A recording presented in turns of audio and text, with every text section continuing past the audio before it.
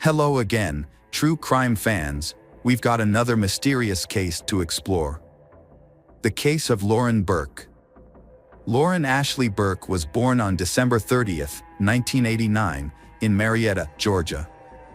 Her parents, James Burk and Viviane Gershon, subsequently divorced. She had a sister named Jacqueline and a brother named Chad. After graduating from high school, Lauren attended Auburn University, where she studied graphic design, participated actively in the Delta Gamma sorority, played lacrosse, and engaged with the campus community. Lauren was described by her friends as a friendly and outstanding student, always smiling, happy, and eager to help. While in high school, she began dating a boy named Sean. After graduating, they both attended Auburn University, where they maintained their relationship. At this stage in their lives, education was a top priority for both.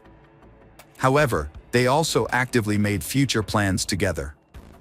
Sadly, not all of Lauren's dreams and aspirations were meant to be realized. On the morning of March 4, 2008, Lauren had breakfast at a cafe with her boyfriend, Sean. At 11 a.m., she attended class and then called her father, James, to talk about spring break plans and a dental visit. After her conversation with her father, she went to Sean's dorm and spent time there until the evening. She had a study appointment at 8:30 p.m. with her classmate, Michael, in the library. When Lauren left Sean's room around 8 p.m., it was already dark outside. She walked to her 2001 Honda Civic, which was parked in the lot beside the dorm.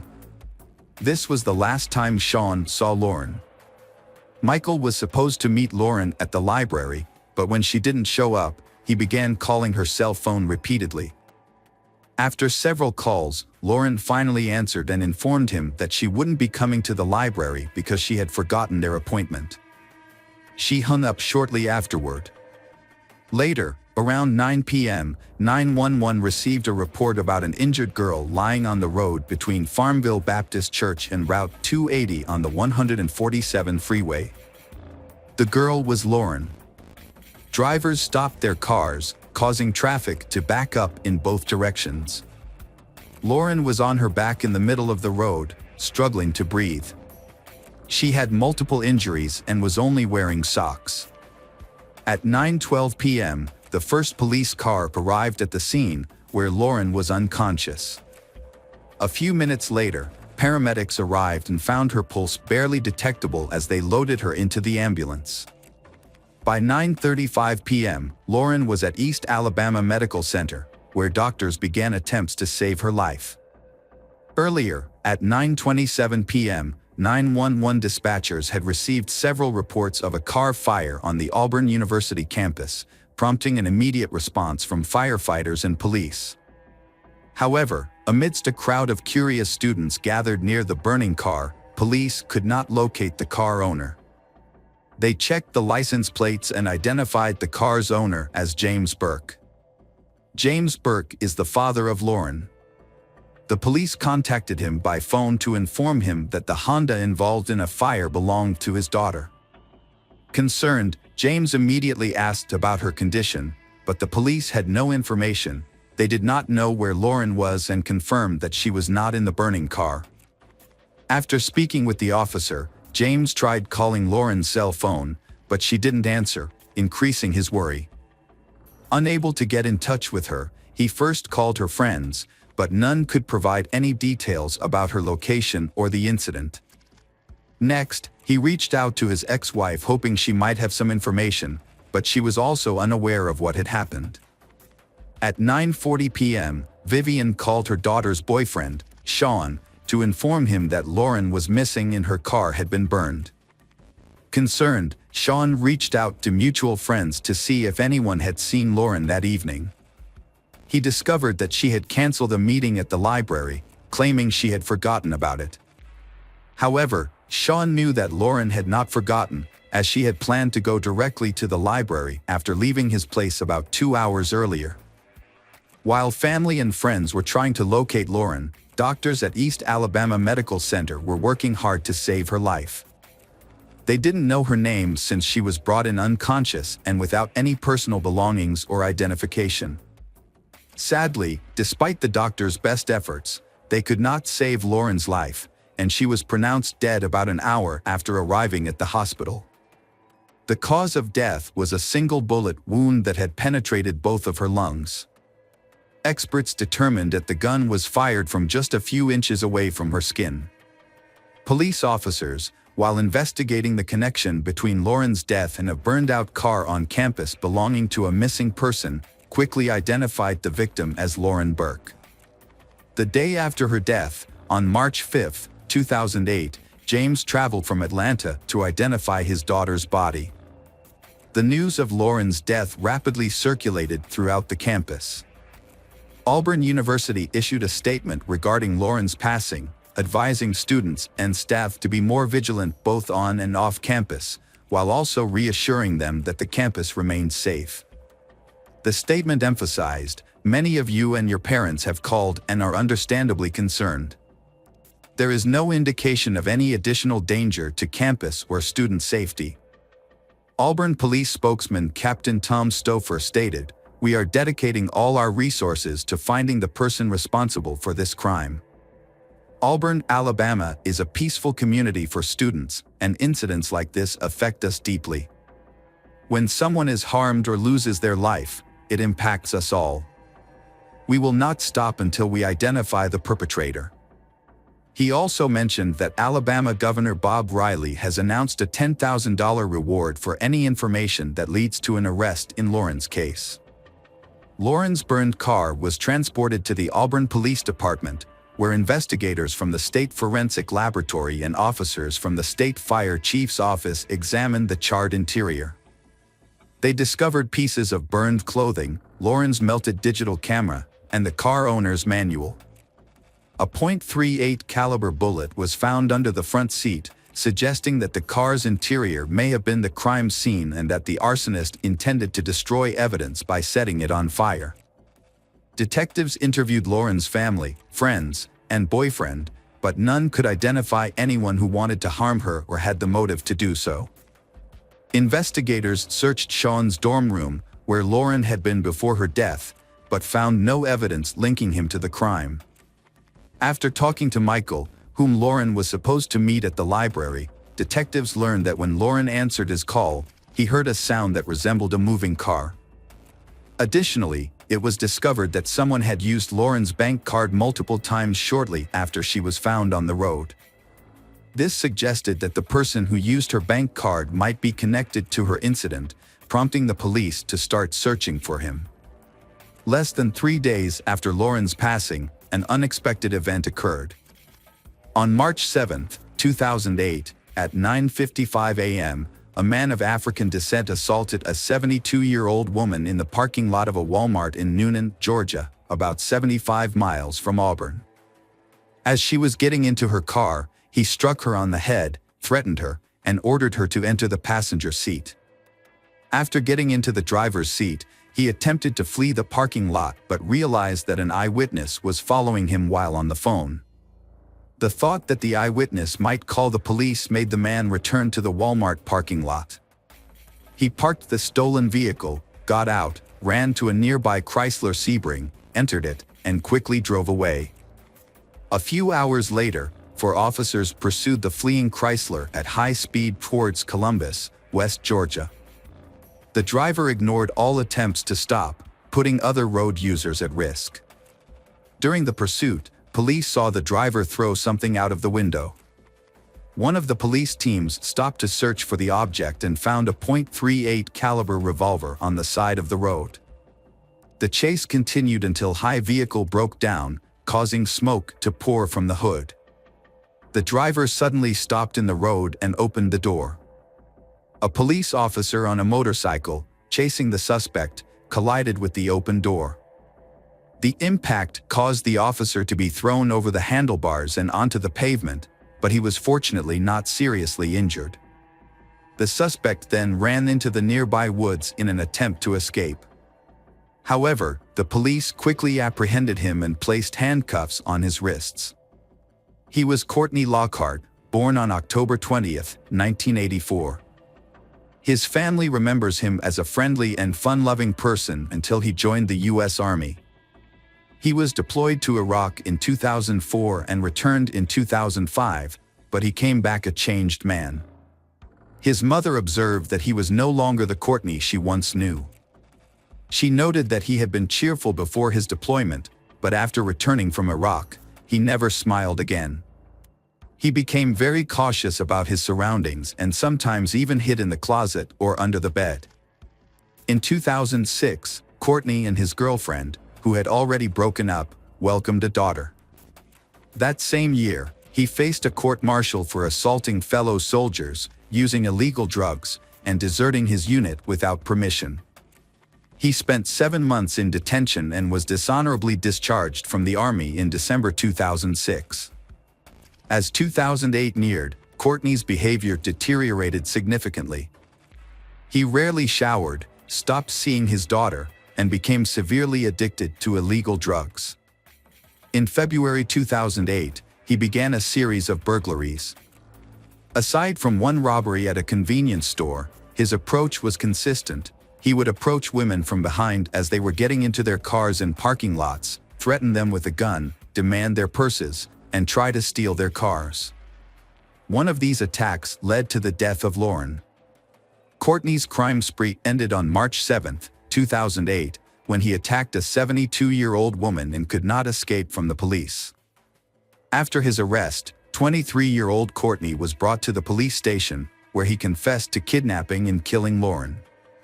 The interrogation was videotaped and served as crucial evidence during the trial. Furthermore, Lauren's personal items, including her iPod and bank cards, were discovered in his car. Courtney provided a detailed description of the events from the day he kidnapped Lauren, which took place on Tuesday, March 4, 2008. Courtney woke up in his Chrysler Sebring after spending the night in his car near East Alabama Medical Center. He was in need of money, so he drove around Auburn searching for a potential target. It's important to mention that all his victims were women. He never targeted men.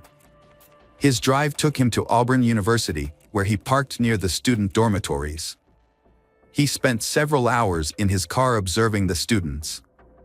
Around 8 p.m., he saw a girl walk up to the car next to him and casually open the door. It was Lauren. Without thinking much, Courtney grabbed his revolver and approached Lauren from behind, pressing the gun against her. He asked her how much money she had. When she didn't respond, he forced her into the front passenger seat of the car and took the driver's seat. Courtney claimed that Lauren didn't speak but screamed in fear. Once she calmed down, she took out $200 from her purse, gave it to him, and pleaded with him to let her go. Instead of leaving, he ordered Lauren to undress at gunpoint.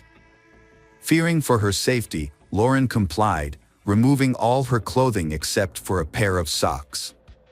Courtney believed that by making her undress, she would be less likely to try to escape. He then drove around Auburn, controlling the car with one hand while aiming the gun at Lauren with the other. As she tried to convince him not to go through with his plan, he lamented that his life was over. In response, Lauren promised to help him find a job. At one point, Lauren's phone rang.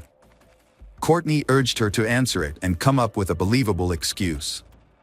It was Michael calling, who was waiting for Lauren at the library. When she picked up the phone, she quickly said she had forgotten about the meeting and hung up. Courtney mentioned that they continued driving through the city, while Lauren persistently tried to persuade him to let her go, insisting that she could help him through his troubles. While driving on Highway 147, Lauren suddenly opened the door and attempted to jump out of the moving car. At that moment, Courtney accidentally fired a shot. The bullet struck both of Lauren's lungs, and she also suffered injuries from the fall. Despite her injuries, she was able to wave to passing drivers until she eventually lost consciousness. Courtney told investigators that he parked near the church and observed as cars began to stop next to Lauren on the pavement. Realizing that the police would arrive soon, he quickly fled, intending to destroy any evidence left in the car. Investigators began to question the truthfulness of Courtney's testimony. They suspected that Courtney had made Lauren undress, not to prevent her from escaping as he claimed, but for another reason altogether. However, Lauren managed to jump out of the moving car, foiling Courtney's intentions. The investigators also questioned whether Courtney had accidentally shot Lauren, as it seemed unlikely. He had served in the army and was familiar with firearms. It appeared more plausible that Lauren recognized Courtney wouldn't let her go and believed her only chance for escape was to jump out. As she opened the door and jumped out of the car, Courtney deliberately shot her. Ballistics testing confirmed that the bullet found in Lauren's car was fired from the gun that Courtney had discarded while fleeing from the police.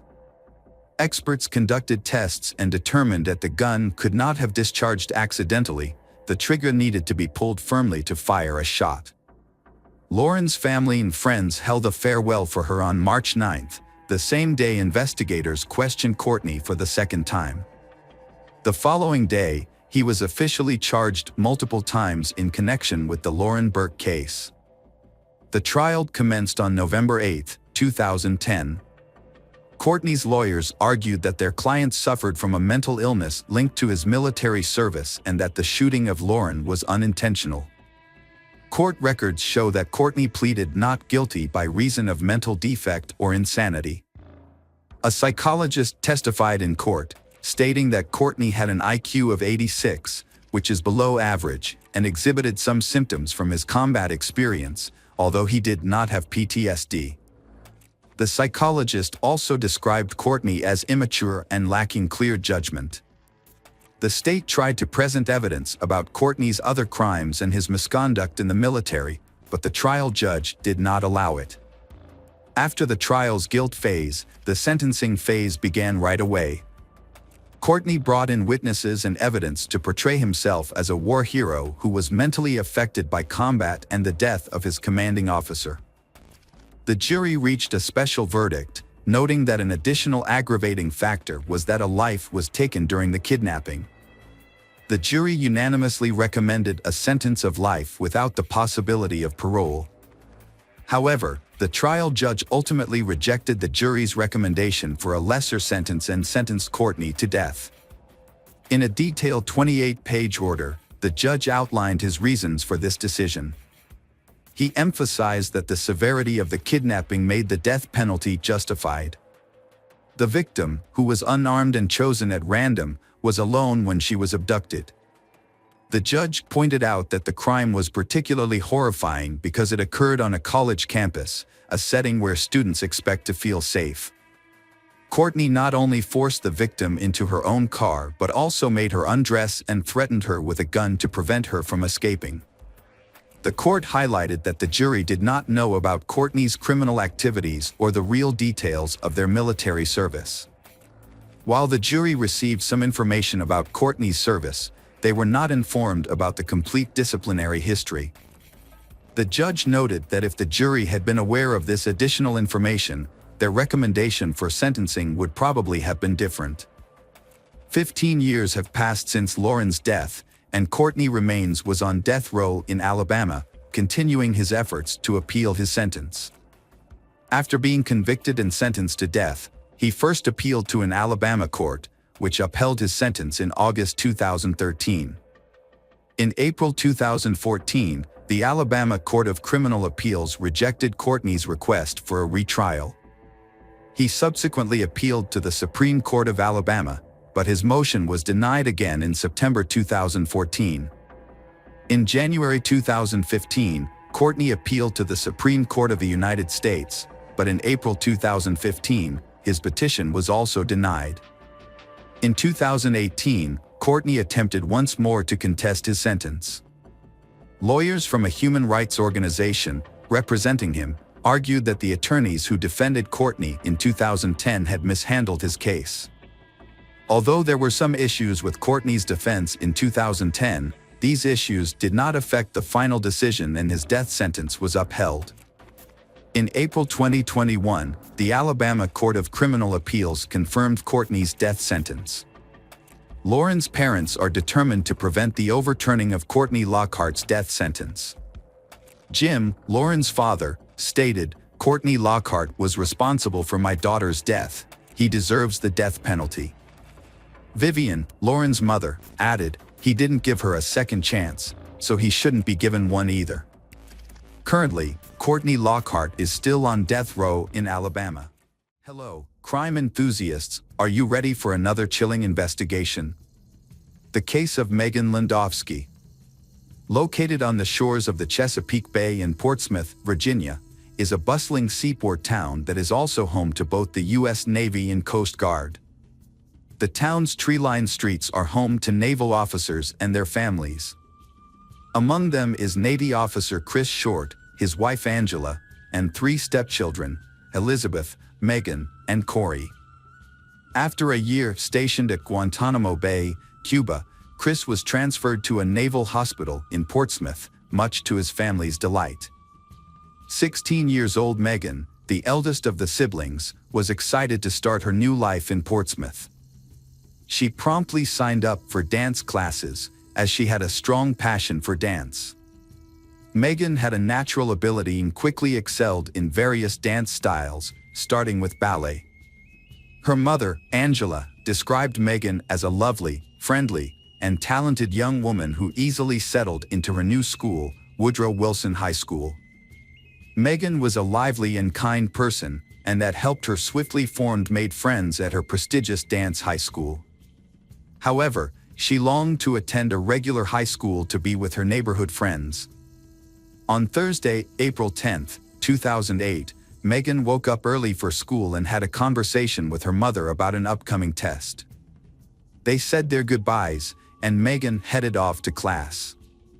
Unbeknownst to her mother, Angela, this would be the last time she saw her daughter alive.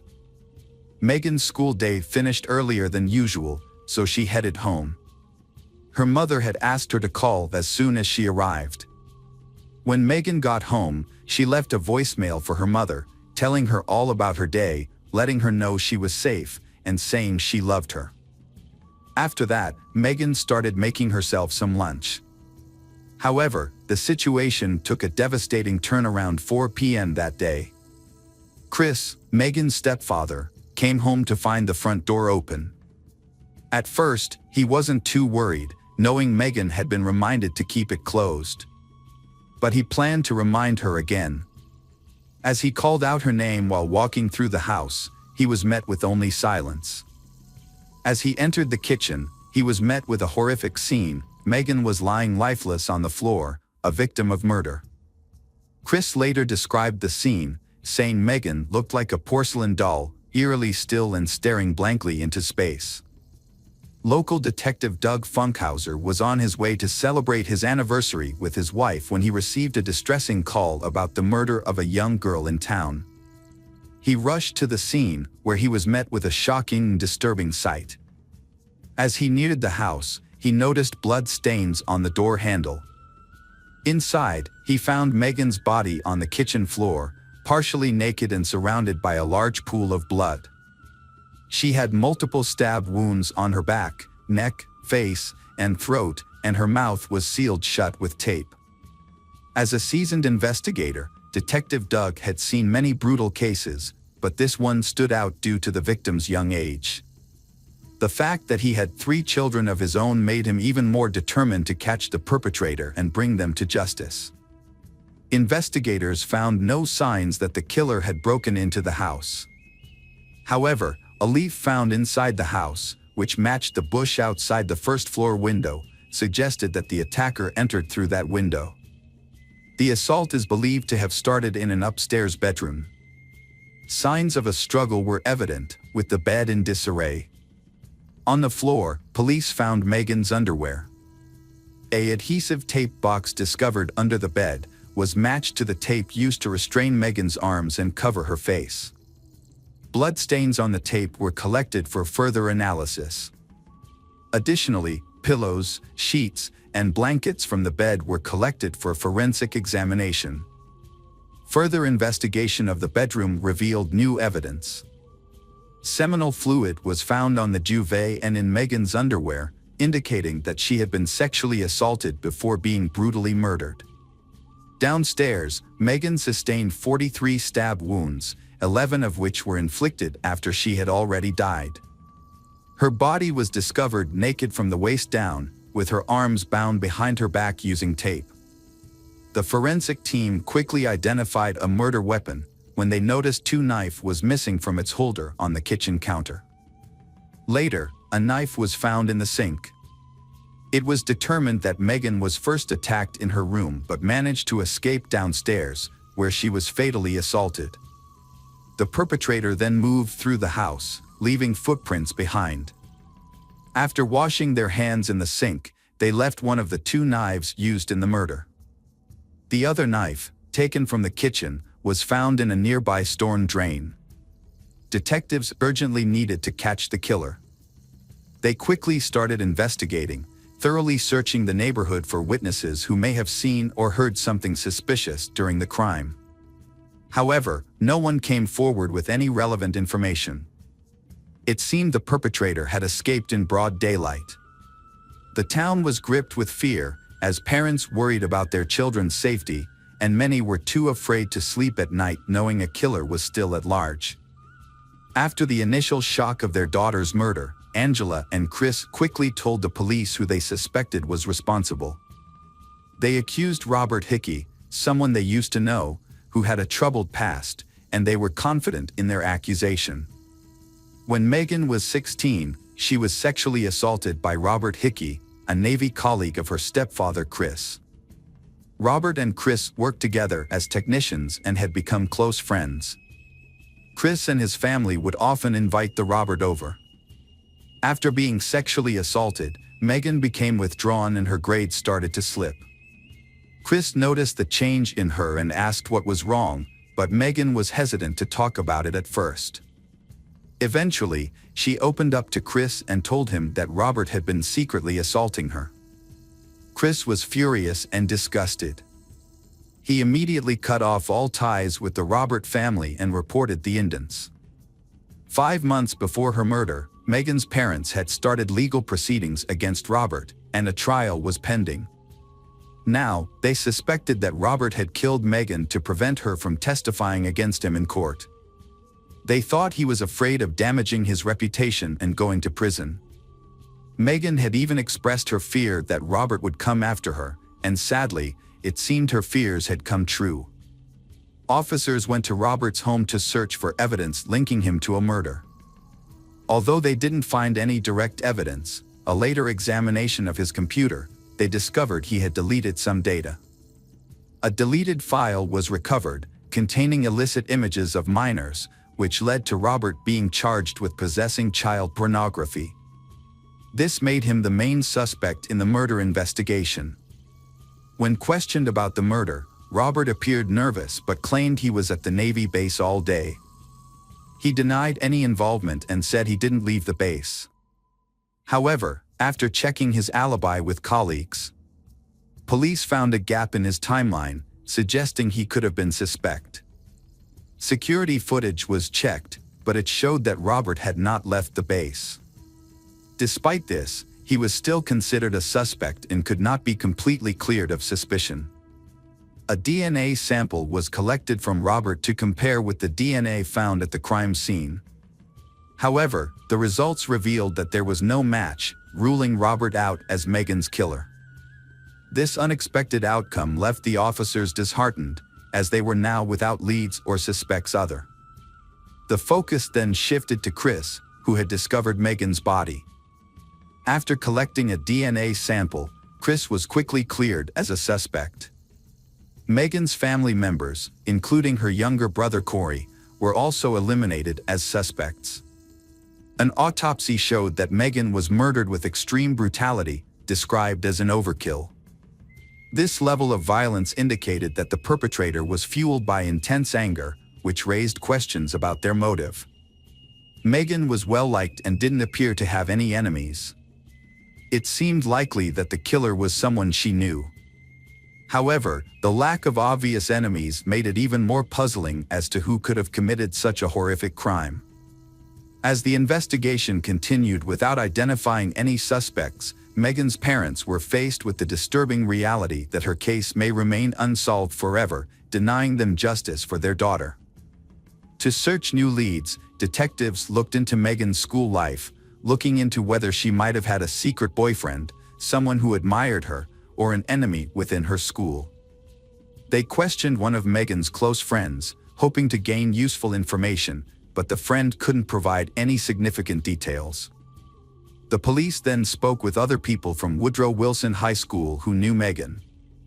They discovered that she had been in a few romantic relationships, but none of them were serious. Although none of these individuals seemed suspicious, but the police still took DNA samples from these people for further investigation. Forensic experts analyzed DNA evidence from the crime scene to determine the perpetrator's geographical origin. The results suggested that the perpetrator was an African American male. After 6 months with no significant leads, a classmate provided a list of boys Megan had flirted with. The police reviewed the list and found that all the individuals, except one, had already been interviewed. The exception was 17-year-old Robert Lee Barnes. Megan had met Barnes through a performance arts program at Churchill High School, where they both participated. Megan had told a friend that she thought Barnes had feelings for her, but she didn't feel the same way.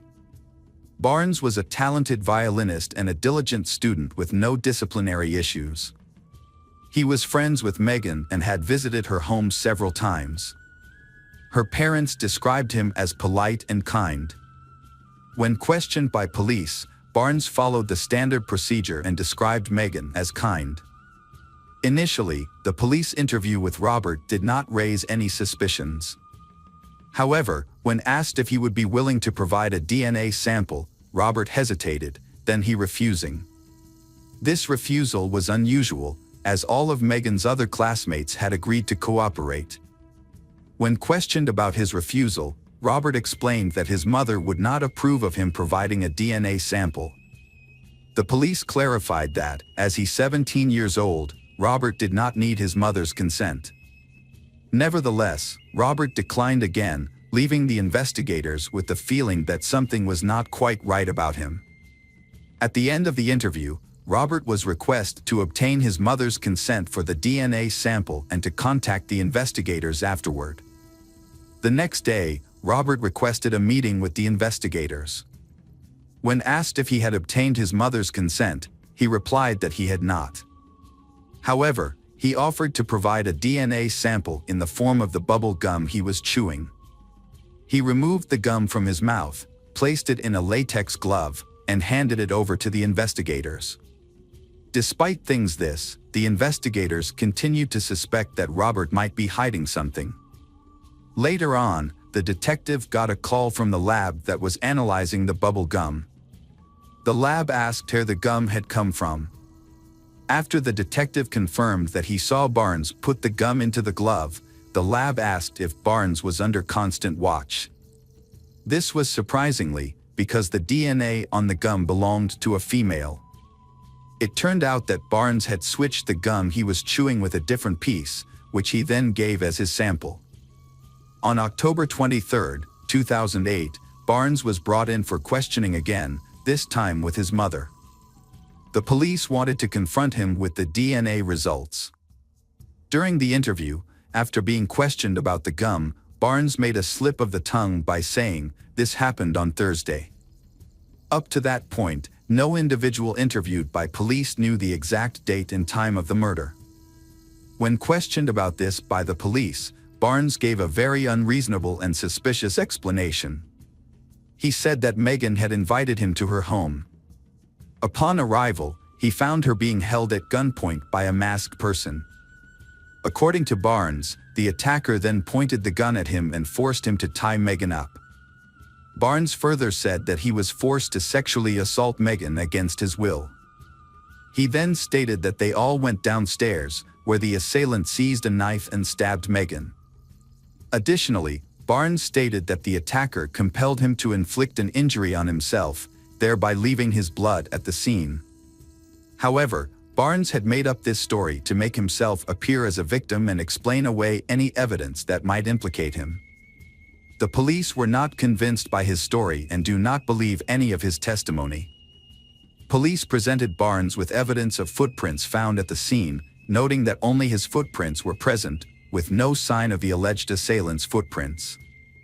However, before Barnes could respond, his mother interrupted, defending his character and stating that he was a good and innocent kid.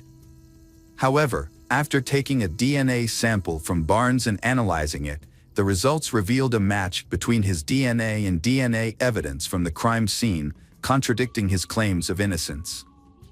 Consequently, Robert Lee Barnes was arrested and charged with the murder of Megan Landowski. Megan's parents were shocked by the news, and they struggled to understand how the quiet boy who rode the school bus with their daughter could commit such a violent act. According to the police investigation, Barnes likely entered the home through a window that afternoon, sexually assaulted Megan in her bedroom, finally brutally killing her. Megan managed to escape downstairs, but Barnes chased after her and stabbed her multiple times with a kitchen knife, even after she had died. He then left the scene and continued with his life as if nothing had happened. Investigators believe that Barnes had become fixated on Megan, who only wanted a friendship. When Megan rejected his advances, Barnes became coercive and violent, ultimately leading to a tragic outcome. In September 2009, Barnes accepted a plea deal that allowed him to avoid being tried as an adult, despite having turned 18. He pleaded guilty to first-degree murder and aggravated sexual battery. Robert Lee Barnes was sentenced to 42 years in prison and is currently serving his sentence at Red Onion State Prison in Wise County, Virginia. Regardless of whether Barnes was motivated by love, desire, anger, or rejection, nothing justifies his heinous actions. Instead of moving on, Barnes chose a dark path that led to a tragic end. This choice not only took an innocent life but also destroyed his own and hurt the people who Megan's loved ones. Hey detectives! Welcome back. We've got another mysterious case to explore. The case of Neil Entwistle. Neil Entwistle was born on September 18, 1978 in Worksop, Nottinghamshire, England. His parents, Clifford and Yvonne Entwistle, raised him and his younger brother Russell in a small house. His father, Clifford, worked as a coal miner before becoming a labor consultant, and his mother, Yvonne, worked as a cook in the school canteen. After finishing high school, Neil attended York University to study electrical engineering and business management. While at the university, he met Rachel Souza, an American student studying abroad. From Kingston, Massachusetts. Rachel attended Silver Lake Regional High School and later transferred to Holy Cross College in Worcester. During her year at York University, she joined the rowing team, where she met Neil. Described as reserved and unsociable, Neil impressed his friends with his calm demeanor. Rachel, on the other hand, was outgoing, and her American background added to her charm. As a result, she was popular while on the rowing team. Neil and Rachel spent more time together, and they became closer. Neil and Rachel found themselves attracted to each other. Neil worked at a defense and security technology company in Malvern, Worcestershire. Meanwhile, Rachel pursued a career in education. After completing her studies in 2002, she became an English drama and theater teacher at St. Augustine's Catholic High School in Redditch. Neil shared a post on Friends Reunited in June 2003, joking that his job was making bombs and other things for a living. He also expressed his happiness about his upcoming wedding to Rachel, whom he called the most wonderful woman in the world. They met through sailing and formed a deep bond. Although he said he felt a little unhappy living south of the border in Birmingham, he was excited about his future with Rachel. In August 2003, the couple married in 2 ceremonies, one in Plymouth, UK and one in Massachusetts, USA. Following the ceremony in the US, they had a reception in the UK. Neil created a family website where he shares updates about their life in Worcester. The couple's daughter, Lillian Rose, was born in April 2005, leading to their decision to move to the U.S. They initially lived with Rachel's mother, Priscilla Matarazzo, and stepfather, Joseph, in Carver, Massachusetts, before moving to their own home in Hopkinton on January 12, 2006. Their new home, located on a quiet cul-de-sac with only 8 neighbors, offers a quiet setting just a short walk from the nearest major city. The 5-bedroom home rents for $1,500 a month, which is quite expensive.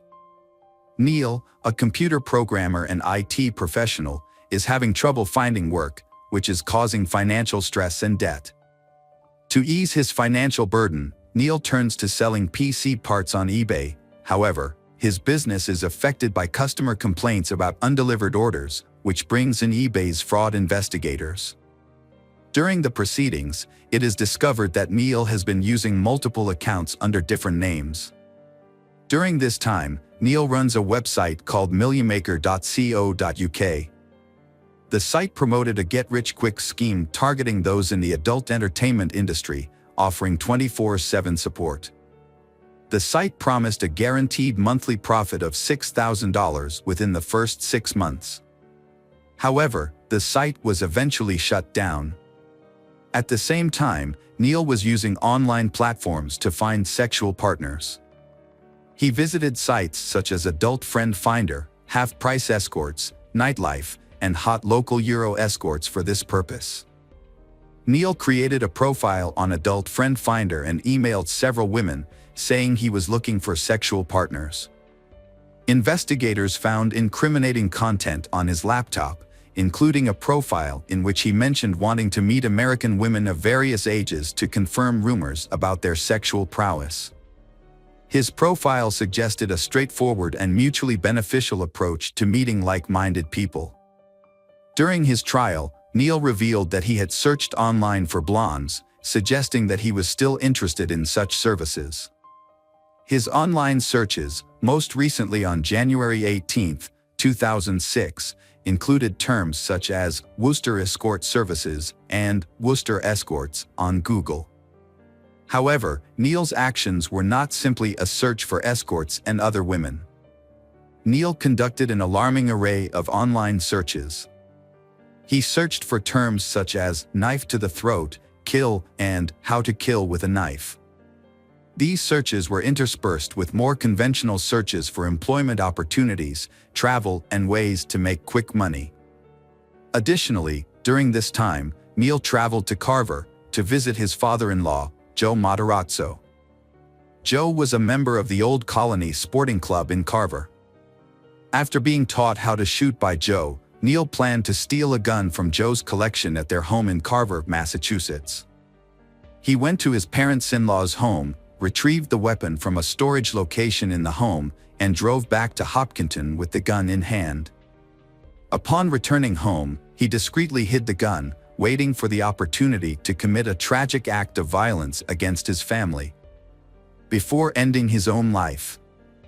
On January 20, 2006, Neil entered the bedroom where his wife Rachel and 9-month-old daughter Lillian were sleeping.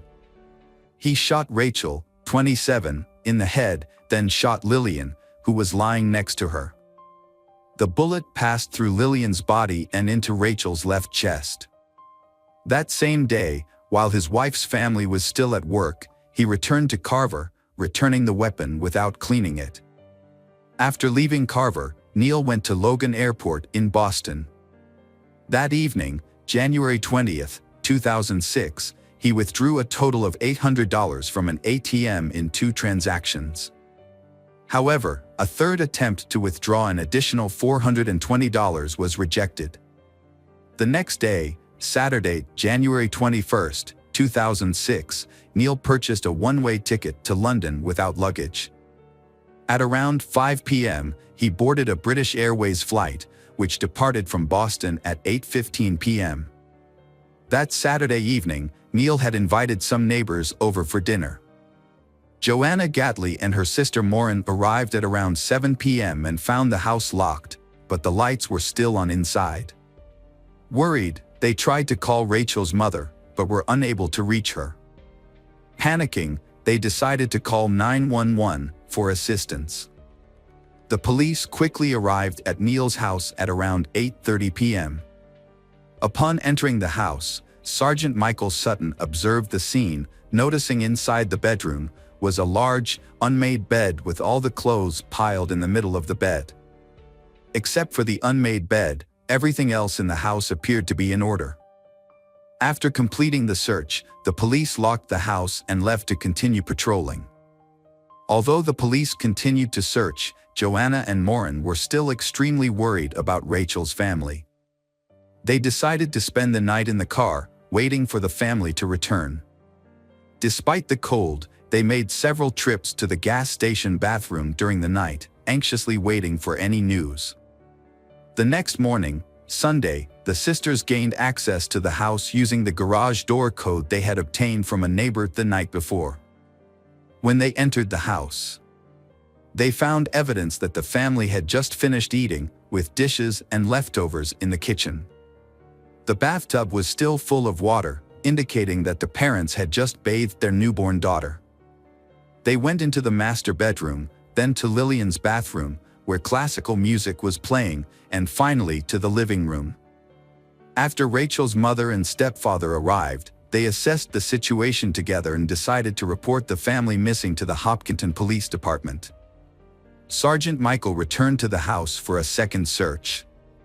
This time, when he entered the basement, he noticed a strong, unpleasant odor that had not been there the day before.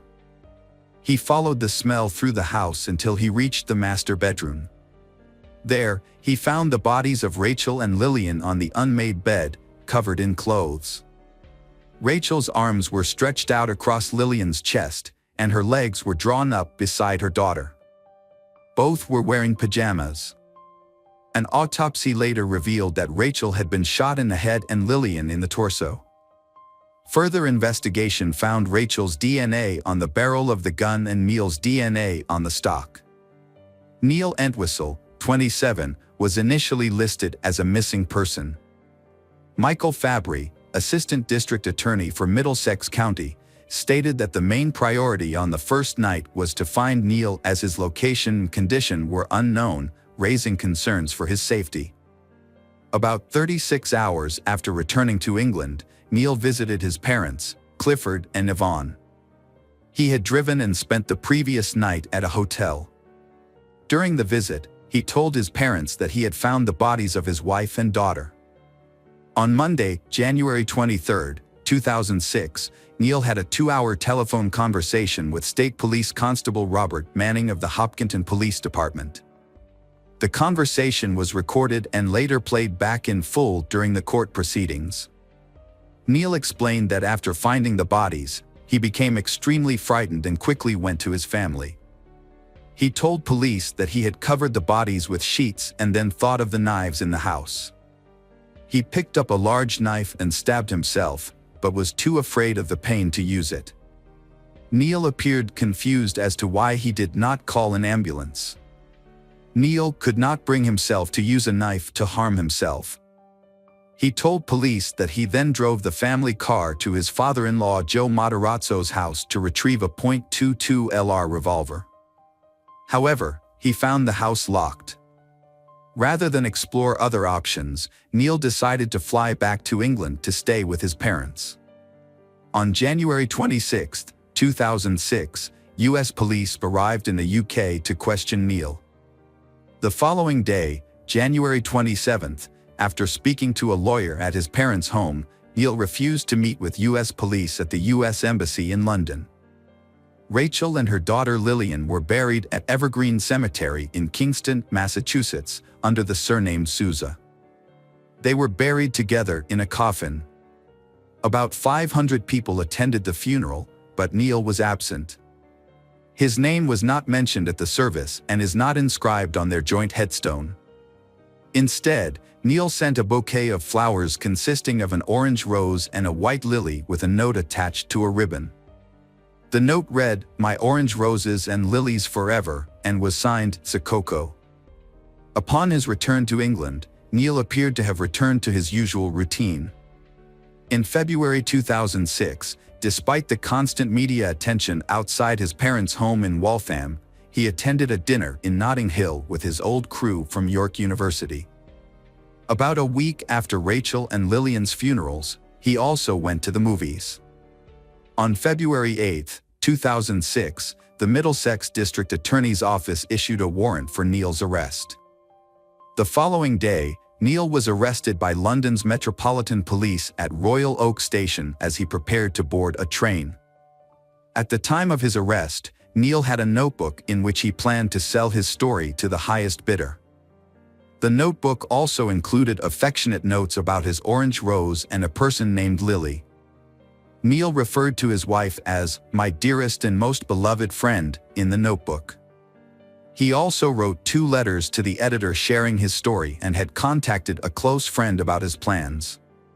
In one of the letters, Neil asked about the amount of money he might receive for sharing his entire story exclusively.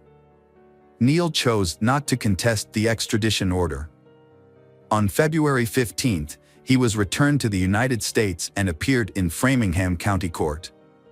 The court ordered him held without bail at the Middlesex County Jail in Cambridge, Massachusetts.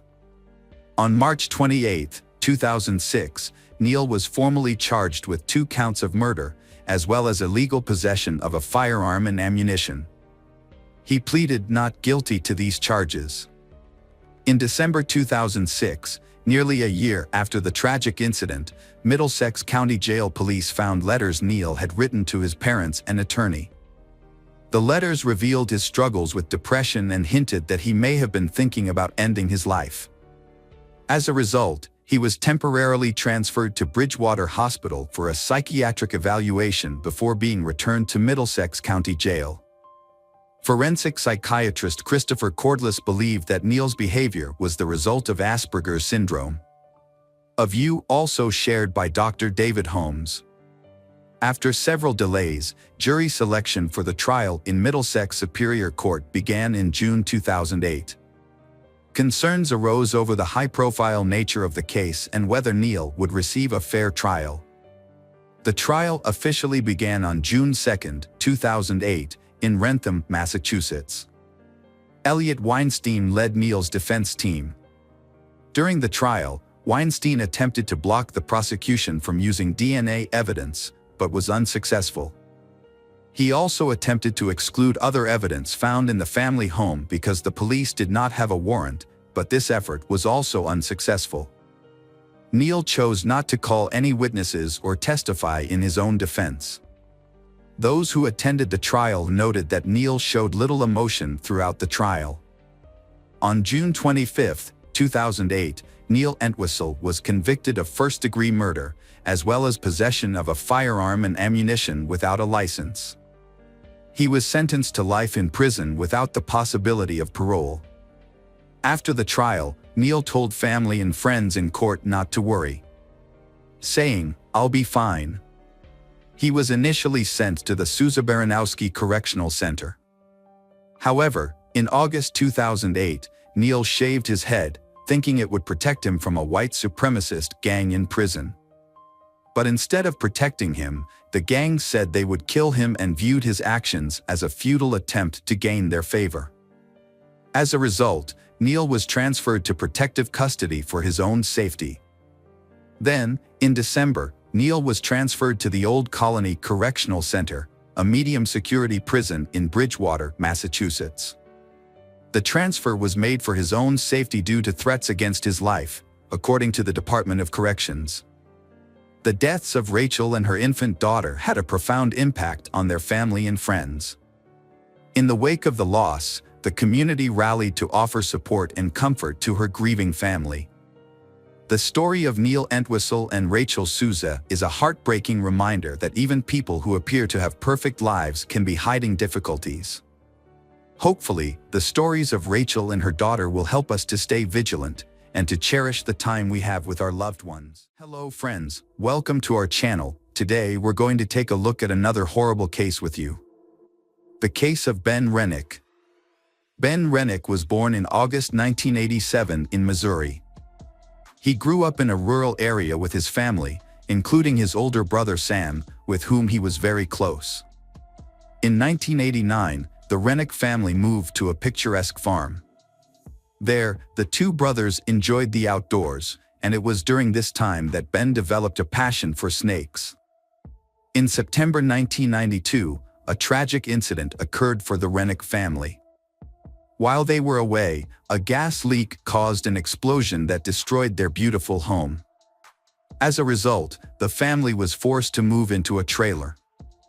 Later, Ben's mother, Kim, was diagnosed with terminal breast cancer. Despite the hardships they faced, the Rennick family remained united and supported each other through every challenge. After previous hardships, the family moved to a new house in 2002. Here, Ben was given a room to raise snakes. In 2009, after a long battle with cancer, Mrs. Kim passed away. Before she died, she asked her sons to promise to continue taking care of the farm and pass it on to the next generation. With an endless passion for snakes, Ben founded the company Rennick Reptiles, which quickly gained wide recognition.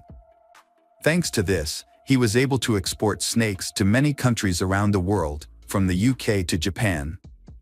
Snake breeding became his passion and purpose in life. He was known as an excellent breeder, dedicated to his work and more concerned with his love for snakes than profit. His reptile farm successfully bred and propagated many species of reptiles, from common species to some of the rarest in the world. The value of Ben's reptile collection was enormous. The snakes in his collection alone were estimated to be worth over $1 million. However, Ben felt lonely and wanted to have a family. In 2010, at a party, he met Lindley, and they quickly developed a relationship. Just a few weeks later, Ben introduced Lindley to his brother Sam and Sam's fiancé Eli. Both Eli and Lindley had children from previous relationships, which made it easy for them to connect and become friends. Lindley quickly integrated into the Rennick family and moved in with them. She helped Ben take care of the snake farm. They fell in love and lived like a real family, although they were not officially married. In March 2012, Lindley gave birth to a baby girl named Amelia. Ben was very happy to be a father.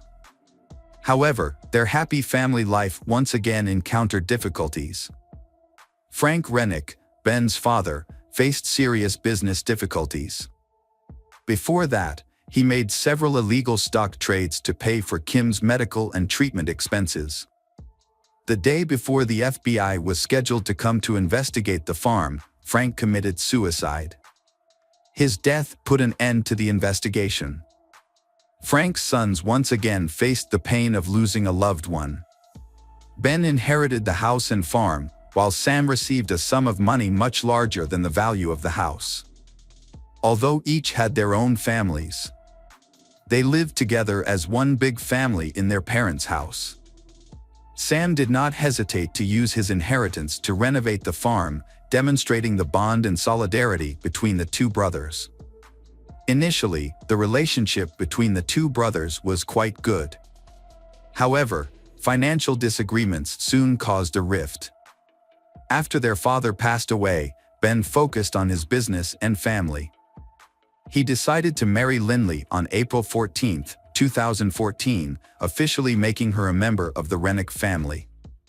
Later, Lindley and Ben opened a new business together, Essentia Spa Incorporated. However, the business managed by Lindley encountered financial difficulties. Ben and Lindley often argued about financial issues.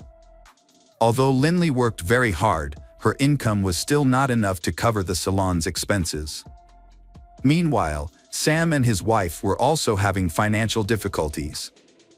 Ben allowed Sam and his wife to sell some of the furniture in their house to raise more money, but Lindley did not agree with this decision.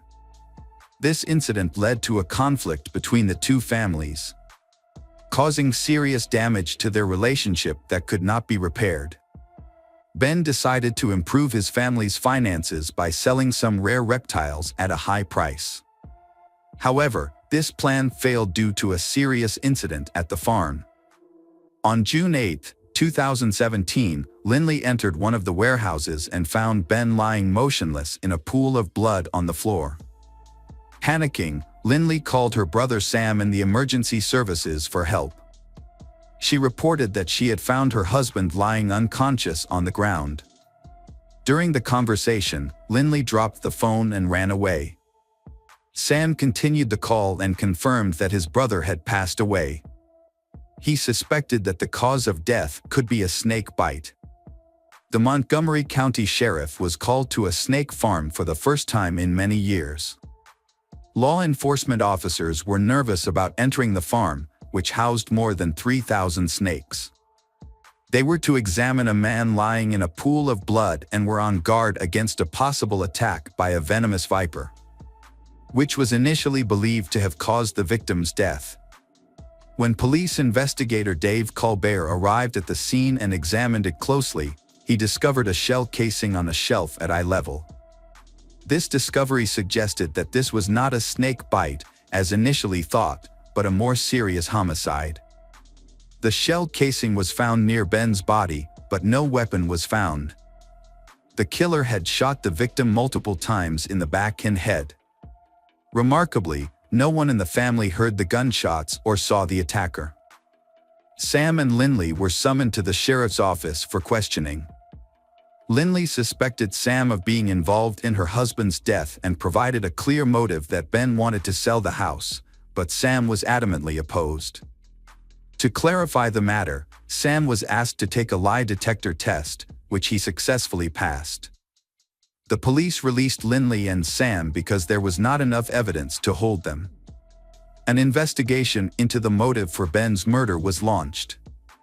Initially, the police suspected a robbery, but this theory was not confirmed, as all the rare snakes and valuables were still intact at the scene. Just a few days after Ben's death, the police questioned Lindley. They tested her hands and clothes for gunpowder, but the results were negative.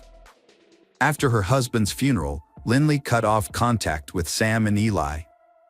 She sold her husband's company, inherited the house, and filed a $1 million life insurance claim on Ben. After receiving the insurance money, Lindley decided to sell the Rennick family home for $740,000. The Rennick family was told they would have to move. Sam began to suspect his brother's wife of being involved in Ben's death when he discovered that the insurance claim was settled quickly and the family business was sold shortly thereafter. Sam shared his suspicions with the investigating authorities. As a result, Lindley was brought in for further questioning. During the interrogation, Lindley admitted to having a complicated relationship with her husband, Ben. She also revealed that she occasionally met another man named Eric. However, Eric was ruled out as a suspect because he had an alibi. What was shocking was Lindley's confession that about 3 years after marrying Ben, she had been having affairs with at least 2 other men. Text messages between Ben and his wife showed that he suspected her of having an affair, causing tension in their relationship.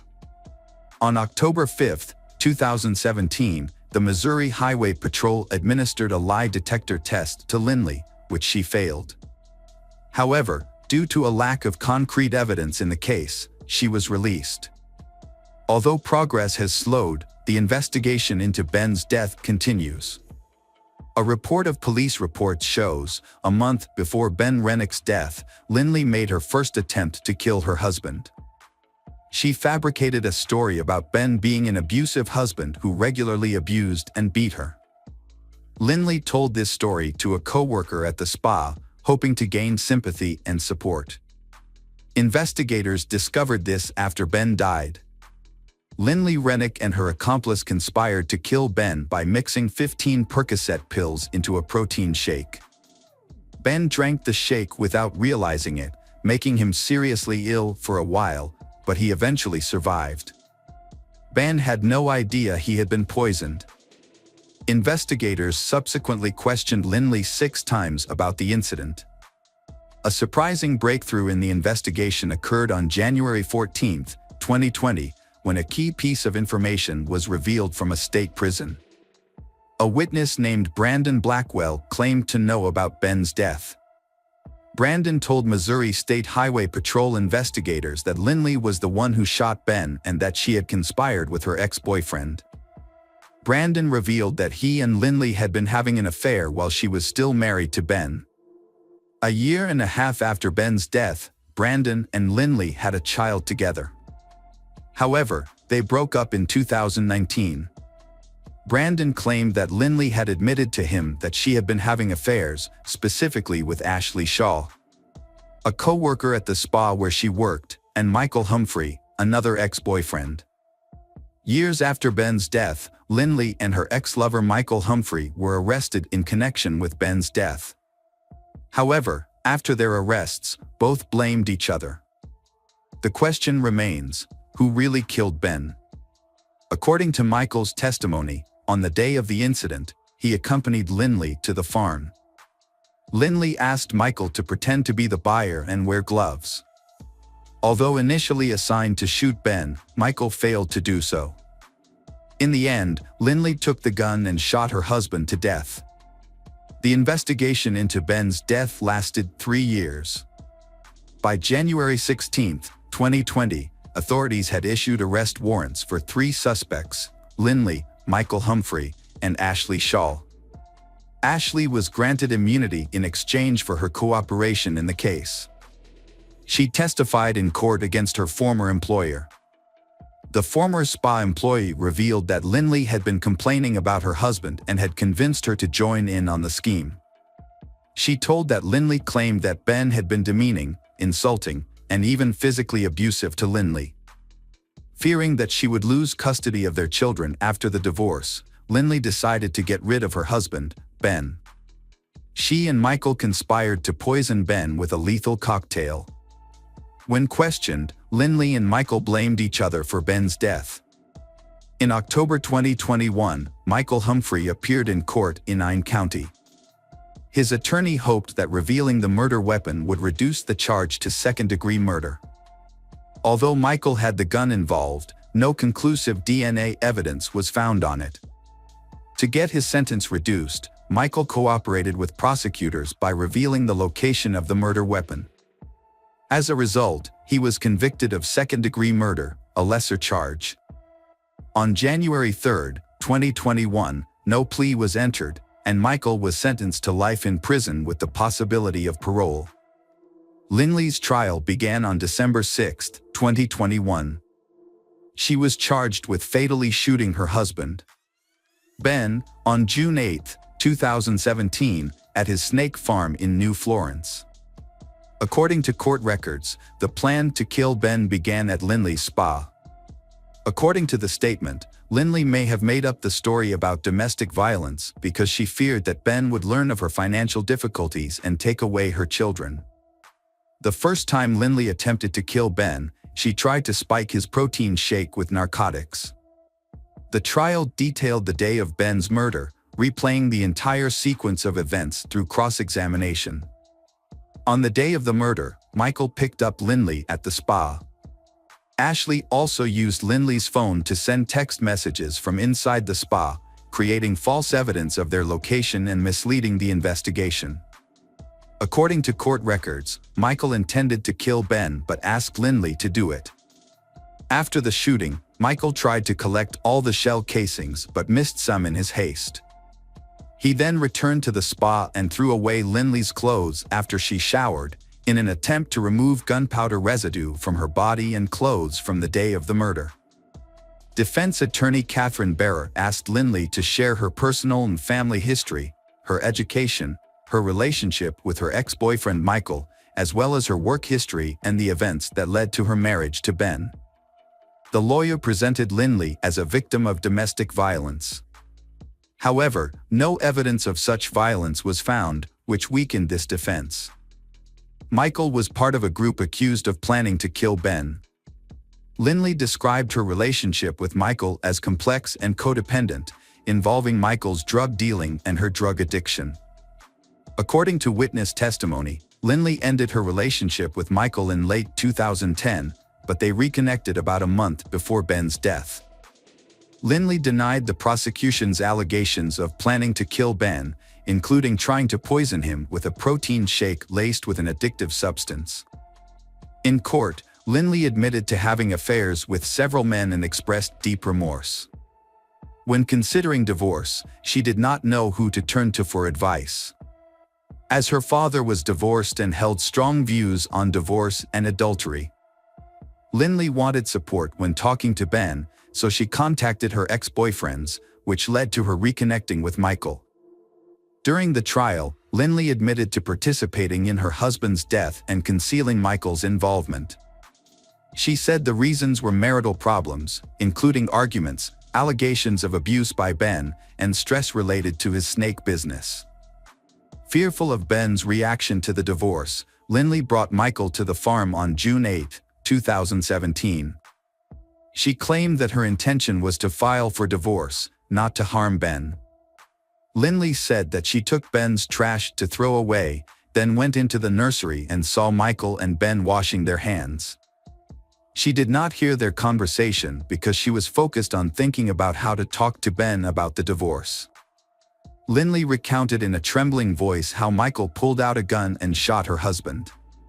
She screamed and ran outside, hearing several more gunshots. Shocked and panicked, she only remembers staring at the trees as Michael ran up and pushed her toward the car.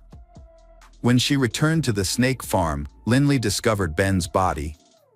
She called Ben's brother, Sam, and they checked to see if Ben was still alive by checking his pulse and breathing. Lindley expressed regret for not telling the police right away that she was there with Michael and for not telling them what happened. Due to suspicions of her involvement in her husband's death, the $1 million life insurance policy Ben had purchased long ago could be contested. Lindley has waived her right to the money. Ben became the beneficiary of a trust fund after his father's death. The assets belonged to Ben and his children, not Lindley. However, Lindley received the money she contributed to the trust fund, along with her daughter's scholarship. Lindley admitted to seeking support by sharing her story with her then-boyfriend, Brandon Blackwell. However, the relationship ended shortly after Lindley gave birth to Brandon's child. At trial, Lindley expressed regret for repeatedly lying. "I was just trying to avoid the truth of what happened," she said, and insisted she never wanted her husband to die. Following the final verdict, Lindley's defense team did not file a motion for a new trial. No appeals have been filed against her conviction. However, Lindley filed a defamation lawsuit against Blackwell, claiming that his statements about her involvement in her husband's death were false. However, prosecutor Kevin Zellner questioned Lindley's testimony during cross-examination. He asked why she did not check on her husband after hearing the gunshots, why she did not call 911, why she sent friendly text messages to her husband and Michael after the shooting, and why she continued to lie even after emergency responders were involved. Prosecutor Kevin portrayed Lindley as a clumsy but ruthless mastermind in the murder. Lindley admitted to suggesting that police consider Ben's brother, the victim, as a suspect. During the trial, Kevin criticized Lindley's coldness in accusing the deceased's brother. During the sentencing hearing for second-degree murder and armed criminal action, Lindley broke down and cried but still did not admit her guilt. On December 9, 2021, Lindley, 33, was convicted of second-degree murder. She was sentenced to 13 years in prison for the murder and an additional 3 years for the armed criminal action. In total, Judge Kevin Crane sentenced her to 16 years in prison the following January. Sam and Ben's family were furious about the sentence. They believe that both Michael and Lindley deserve life in prison, as they are as guilty as their co-defendants. Sam expressed deep disappointment and surprise when he realized that in Missouri, a human life is only valued at 13 years in prison. Ben was a promising young man. However, due to the actions of a woman, he and Sam fell into an awkward situation, causing irreparable damage to their relationship. Despite this, Ben continued to live a dignified life. He became famous for his talent in breeding snakes and even created a new species of snake named after him. Welcome back, mystery lovers. Today's case is going to keep you on the edge of your seat. The case of Dalia Dippolito. On a warm afternoon in Palm Beach, Florida, a man named Mohammed came to the police station to Welcome back, mystery lovers. Today's case is going to keep you on the edge of your seat. The case of Dalia Dippolito. On a warm afternoon in Palm Beach, Florida, a man named Mohammed came to the police station to report a disturbing incident.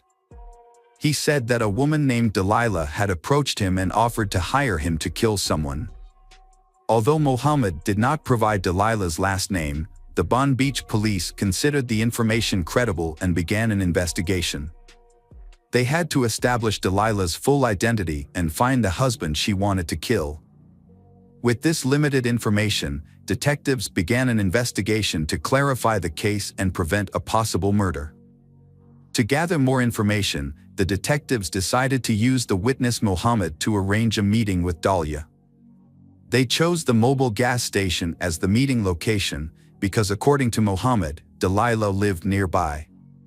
At the gas station, the detectives arranged several cars to monitor the meeting. Before Delilah arrived, they instructed Mohammed on what to say. They also attached a small recorder to Mohammed so they could listen in on his conversation with her. While monitoring the mobile gas station, the detectives unexpectedly witnessed a meeting between Mohammed and Delilah. Delilah's appearance made a strong impression on the detectives, as she did not resemble the usual image of someone who wanted to hire someone to kill her husband. Instead, Delilah wore a skirt and a tank top, looking very attractive. After the conversation, Delilah got into the car with Mohammed. At this point, Mohammed expressed his surprise, unable to believe that a woman like Delilah would lure him into a murder for hire. Mohammed asked Delilah if it was worth killing her husband. Delilah said yes, because she could not get a divorce. She was afraid that her husband would come after her if she tried to end the marriage. Delilah revealed her plan. After her husband was killed, she would go somewhere else, like Boca Raton, to create an alibi. Mohammed asked if anyone would suspect Delilah after her husband's death. She replied that no one would suspect her. The detectives were listening to a conversation between Mohammed and a woman. They were shocked to hear the woman calmly discussing hiring a hitman to kill her husband. This made the detectives shiver. As the conversation continued, Mohammed made specific moves on the woman. She showed Mohammed pictures of her husband so he could identify the target. The detectives were shocked by Delia's nonchalance about the consequences of her actions. She spoke so calmly that it sounded like she was discussing a normal business transaction, not planning a murder. However, detectives realized that they needed to gather more evidence to strengthen the case. She suggested to Mohammed that she would withdraw $1,000 in cash and pay him later. After concluding the conversation about hiring a hitman to kill her husband, she got back in her car and left the mobile gas station. Detectives followed her home to determine where she lived. Records showed that the address belonged to someone else named Dippolito, and police concluded that she had used a false name to hire a hitman to kill her husband, not Delilah as they had previously thought. Detectives ran a background check on the car Dalia used to go to the gas station to meet Mohammed. They found that the car's registration was held by Mike Dippolito, Dalia's husband. To their friends, Mike and Dalia appeared to be a happy couple in love. They met when Mike was feeling bored and looking for a way to entertain himself. He surfed the internet and found a website that offered escort services. Mike decided to book a meeting, not knowing that this decision would change his life forever. When Mike's escort, Dalia, arrives, he is immediately enchanted by her beauty. He finds her stunning and feels an attraction between them. They instantly connect and quickly fall into intimate conversation. Over the next few days, Mike and Dalia's relationship deepens. They meet again and spend a week together. They have a great time together, and they realize that their feelings have gone beyond friendship. From there, Mike and Dahlia officially become a couple. After a few months of dating, Mike and Dahlia's relationship takes a significant step forward. During a visit to a local jewelry store, they unexpectedly looking at engagement rings. This leads to a deep conversation about marriage, a topic they had discussed before. Fascinated by the idea of building a future together, Mike decides to buy a ring for Dahlia.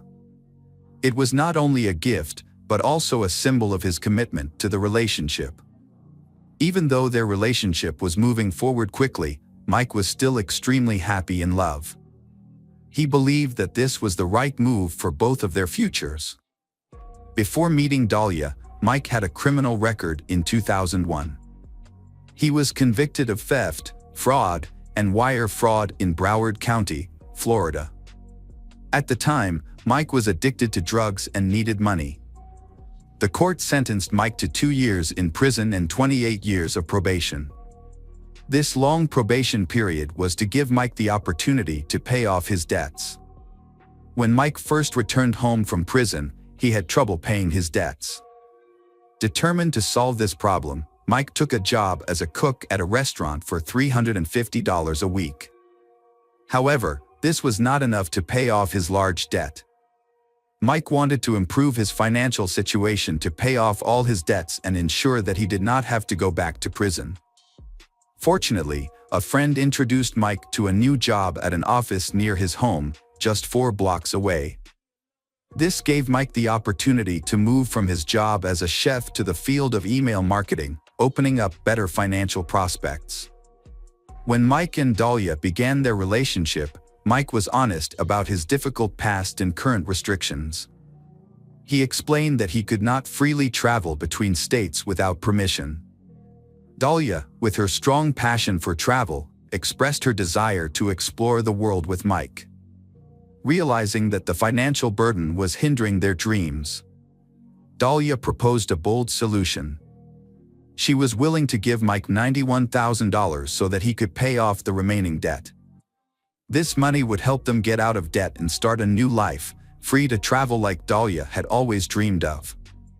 At that time, Dahlia was working as a real estate agent and making a lot of money. With her stable finances, she was able to help Mike pay off his debt and clear his criminal record. Mike consulted his lawyer about how to handle the situation. The lawyer advised him to prepare enough money to be released from probation. After discussing, Dahlia and Mike decided to transfer the money to Dahlia's Bank of America account because it was the safest and most convenient way.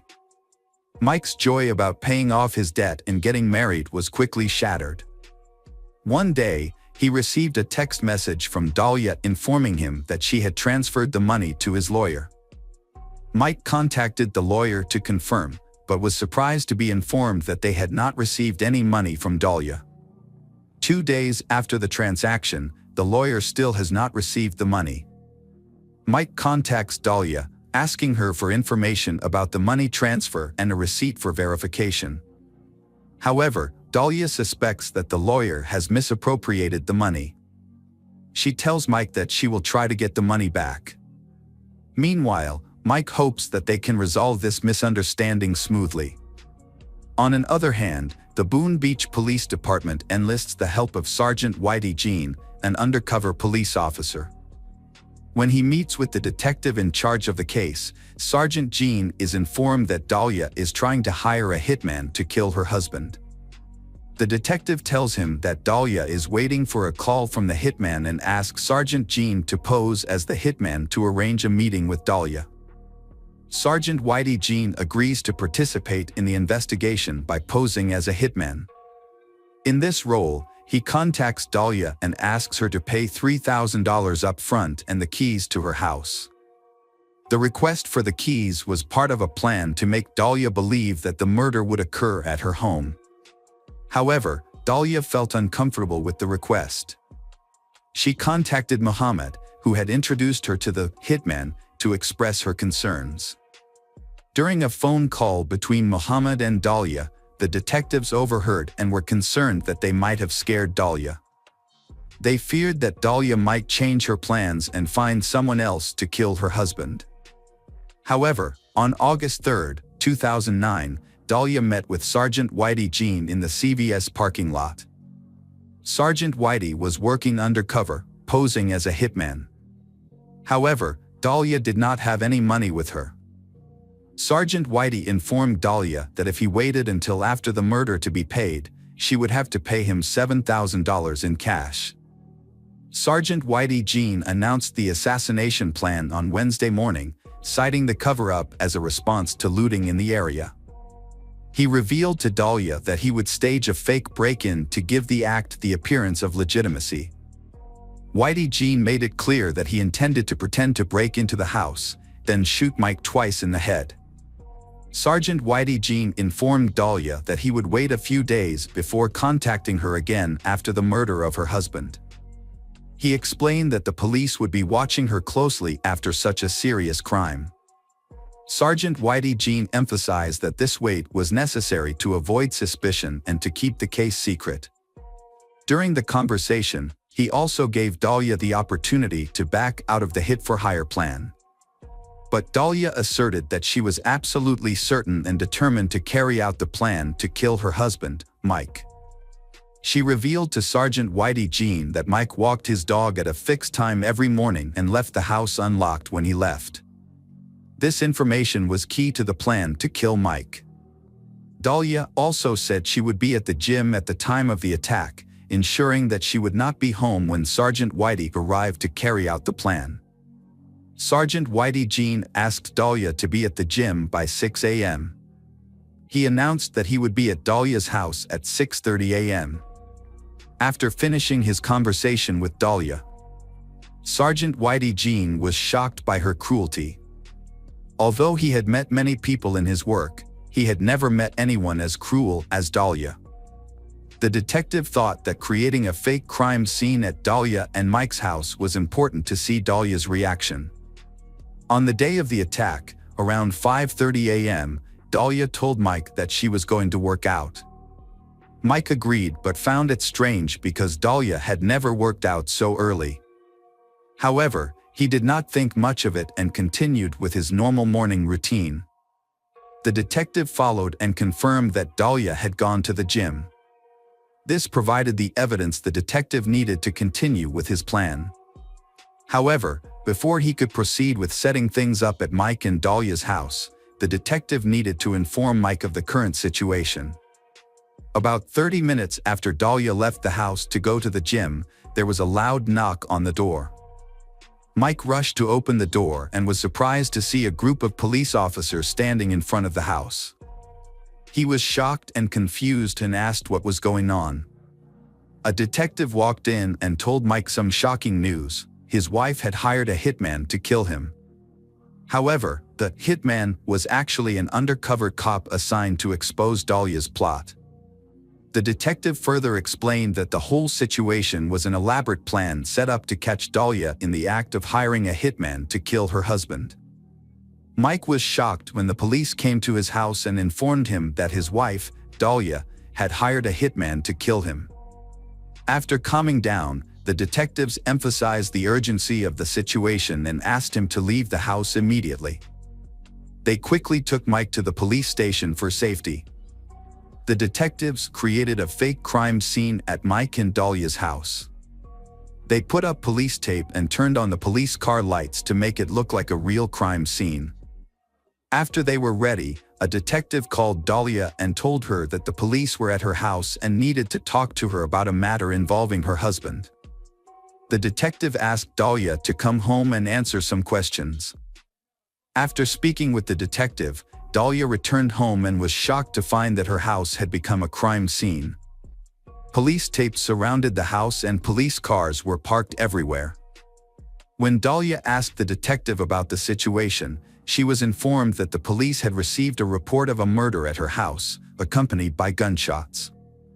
The detective then gave her the shocking news that a search of the house had turned up the body of her husband, Mike. This information shocked Dahlia. She burst into tears as soon as she heard the news of her husband's death. However, the detective, who was experienced in announcing the death, noticed that Dahlia's reaction was unusual. Although she appears to be crying, the detective does not see any tears on her face at the police station. The detective begins the investigation by asking Dahlia about the people who may have been involved in her husband's death. The detective's goal is to get Dahlia to admit that she hired someone to kill her husband. The detective tells Dahlia that her husband was shot twice in the head and died. Dahlia is confident that Mike will not open the door to strangers. She explains that Mike is currently on probation for securities fraud and is trying to complete his probation. However, this is difficult because the community is not supportive of Mike's upcoming release due to the amount of debt he owes. Despite this, Dahlia insists that their marriage is stable. During the investigation of Mike's husband's murder, the police interrogate her. Mike watches the interrogation from another room. The detective informs Dahlia that they have the facts of the case and will begin investigating. They then led Sergeant Whitey Jean into the room, handcuffed, and asked Dahlia if she knew him or had met him before. Dahlia firmly denied any connection to Sergeant Whitey Jean. After the police escorted Sergeant Whitey Jean out of the room, the detective informed Dahlia that she was under arrest for attempted murder. The detective further explained that the man Dahlia had hired to kill her husband was actually an undercover police officer. As a result, Dahlia was arrested for her crime. While Dahlia was in custody, the police allowed Mike, Dahlia's husband and the victim of the attempted murder, to see her. When Dahlia saw Mike, she tried to call him back, but Mike refused, saying that he could not help her in this situation. In fact, Mike wanted Dahlia to admit to plotting to kill him, but she still firmly denied her actions. On April 26, 2011, Dahlia DiPolito's trial was held in Palm Beach County District Court. Dahlia was charged with conspiring to hire someone to kill her husband, Mike. During the trial, Mike testified against his wife. He testified for 3 consecutive days. Dahlia's defense attorney argued that the plan to kill Mike was just a publicity stunt for a reality television show. They claimed that Mike had agreed to participate and helped orchestrate the plot. However, Mike denied all things. He claimed that he had no knowledge of or involvement in any such plan. Mike stated that he had no interest in participating in a reality television show and would never waste money or put himself in danger for that purpose. After closing arguments, the jury deliberated for hours and ultimately found Dahlia guilty of solicitation of first-degree murder with a firearm. When the verdict was announced, Mike had mixed feelings. He was relieved that Dahlia was serving a 20-year prison sentence, a fair sentence for her serious crime. At the same time, he was relieved that he could finally move on with his life, knowing that justice had been served. After Dahlia was convicted of solicitation of first-degree murder with a firearm, her lawyers appealed. They argued that the jury's verdict had been influenced by an unofficial tip. Specifically, a juror had commented that Dahlia had tried to poison Mike's Starbucks drink. However, this information was never introduced into evidence at trial. By law, juries are only allowed to evaluate evidence that is formally presented in court. As a result, the Court of Appeals overturned Dahlia's conviction and decided that she was entitled to a new trial. Mike was surprised to learn that there would be a second trial for Dahlia, even though she had been convicted of conspiring to kill him.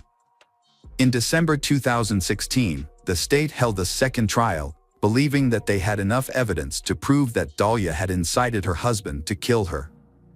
However, the outcome was not as expected when the jury could not reach a consensus. Ultimately, the judge decided to hold a new trial. Dahlia faced a third trial in June 2017. After the trial, it took the jury just 90 minutes to reach a final verdict. They found Dahlia guilty and sentenced her to 16 years in prison. In September 2019, Dahlia Dito asked the Florida Supreme Court to review her 2017 conviction. However, the court denied the request without comment. After Dahlia was convicted, her defense team attempted to take the case to the U.S. Supreme Court for review. However, in February 2020, the court declined to take it. Despite this, Dahlia Dippolito's attorneys told the press that they were undeterred and were still determined to overturn the conviction. They revealed plans to petition a federal judge for a third review of Dahlia's trial on constitutional grounds. The attorney said this was Dahlia's last chance to secure a new trial.